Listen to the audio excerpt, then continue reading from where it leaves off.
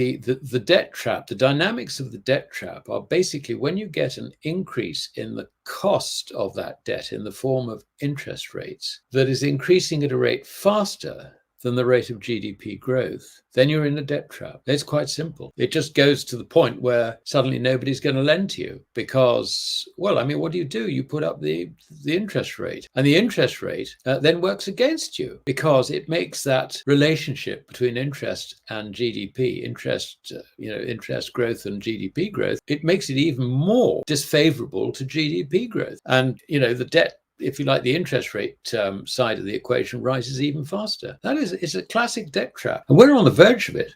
Last month, global stock markets, including the S&P 500 Seoul's Kospi Index and the Nikkei Index in Tokyo, saw significant sell-offs due to the unwinding of the yen carry trade, mixed U.S. economic data, which sent conflicting signals about the health of the economy, and major tech companies like Amazon, Microsoft, and Tesla reporting disappointing earnings.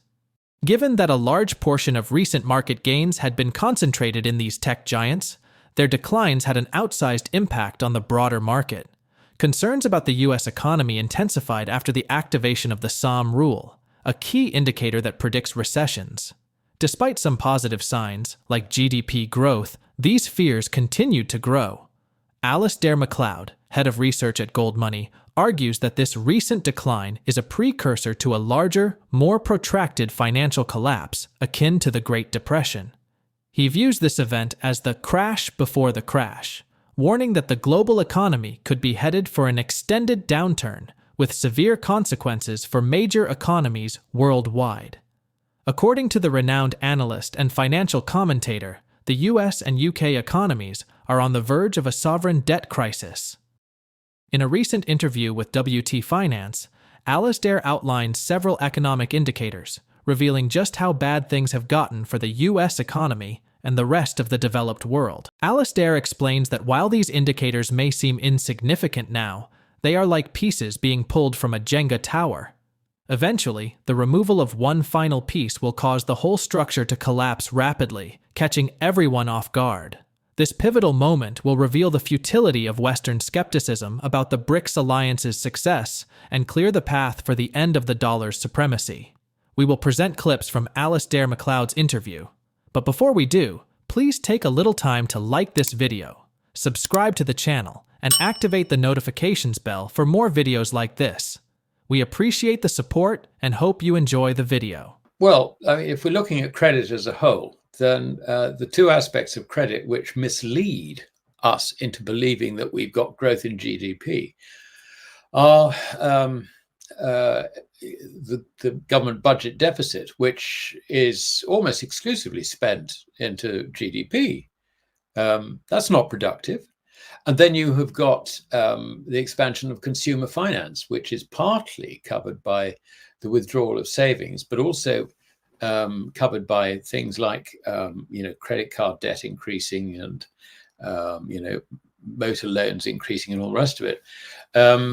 That's not productive, really. So the whole situation is that the expansion that we're seeing in credit leading to the increase in GDP is actually not productive and it's inflationary. I mean, I first discovered the effect, if you like, of government spending on GDP and how misleading it is back in the days when Gordon Brown was Chancellor. I mean, that was 1997, 98, I think. I mean, he consistently managed to make the economy look good by excess government spending. And every time, the GDP numbers were forecast, he always beat the estimates. But I mean, the whole thing was a load of hogwash. I mean, it was a fix.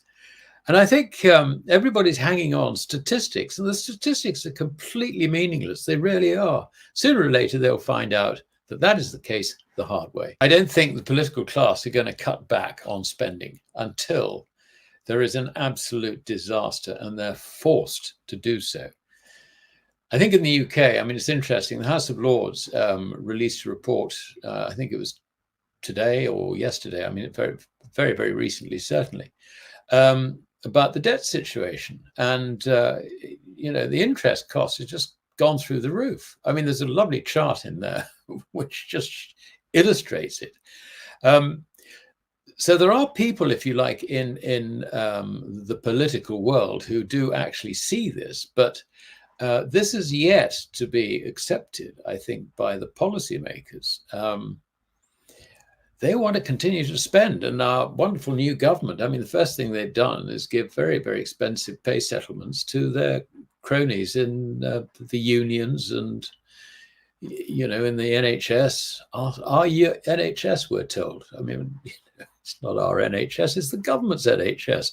They're providing the service and they don't do it terribly well. So, I mean, you know, the economy basically, I think it's approaching a cliff edge. I really do. And it may not be the UK's problems that actually trigger it. I suspect it could well be America's problems. We've got a presidential election, and at the moment we're sort of focusing on the politics and assuming that, you know, there's sort of stimulation and all the rest of it in a political, you know, in a presidential year, and you know, you get idiot theories like people say, well, the markets don't go down in presidential years, or whatever the meme is of the moment. I made that one up, incidentally, but I don't think it's too far from the truth. So, but I mean, you look at both the presidential candidates, you know, Trump is talking about massive cuts in taxation. And he's also talking about massive cuts in public spending. That's not going to happen. I mean, for goodness sake, it really is not going to happen. And as for Kamala Harris, she knows absolutely nothing about economics. We've just got to pray that she takes good advice, but I wouldn't hang around and assume that she would be given good advice, because, you know, the track record of presidential advisors doesn't actually fill me with confidence. So, yeah, I mean, it's just not looking good. Last month, Vice President Kamala Harris sent the media buzzing with news of her ambitious goal to implement the first ever federal ban on food price increases if elected president in November. During a campaign stop in Raleigh, North Carolina, Harris outlined her vision for economic policies aimed at alleviating the financial burden on working-class Americans and families. Her proposals include subsidies for low-wage workers and families with children, as well as a major overhaul of the housing and pharmaceutical industries to lower the cost of housing and prescription drugs. The centerpiece of Harris's economic platform, however, is her plan to introduce price controls on food aimed at making it more affordable for everyday Americans. Many financial experts immediately called out the folly of such plans, explaining that price gouging would bring nothing but misery, food shortages, and, in the long run, hyperinflation. This has been the general reaction towards many of Harris's economic plans, which leaves one to wonder if the Democrats are intentionally trying to lose the November elections. Let's get back to Alasdair's interview. But the difference is that debt in the private sector, as long as it's not financing consumption and it's financing production, is actually non-inflationary. If anything, it's disinflationary in the sense that it leads to falling prices. So, I mean, I would say that private sector debt, is very, very different from public sector debt. Very, very different. And you can't just make a straightforward comparison. The idea that you know, if you look at sort of total debt, you know, sort of total debt in the economy, they say something like, I don't know, I'm just making a figure up, 300%, of which government is only 100%. The problem is in the private sector. No, it's not in the private sector, it's in the government sector, because it spends in excess of its tax income unproductively. It is therefore inflationary. That is the debt that's the problem. And the debt trap, the dynamics of the debt trap are basically when you get an increase in the cost of that debt in the form of interest rates that is increasing at a rate faster than the rate of GDP growth, then you're in a debt trap. It's quite simple.